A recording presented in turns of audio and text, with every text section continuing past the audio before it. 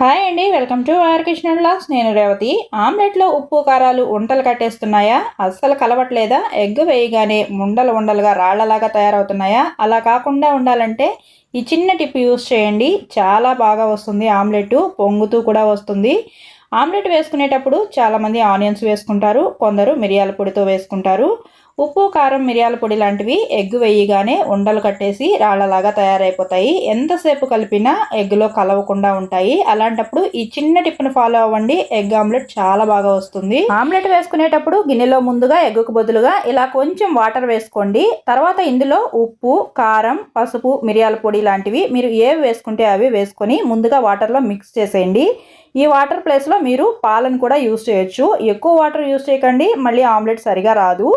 ఇలా ఉప్పు కారాలకి సరిపోయినన్ని వాటర్ కానీ పాలు కానీ వేసుకొని బాగా ముందుగా కలిపేసుకున్న తర్వాత ఇప్పుడు ఇందులో ఎగ్ వేసుకొని కాస్త బీట్ చేసుకుంటే సరిపోతుంది. ఎగ్గులో మొత్తం నీట్గా మిక్స్ అయిపోయి బాగా ఈజీగా కలిసిపోతుంది. ఆమ్లెట్ కూడా చాలా బాగా పొంగుతూ వస్తుంది.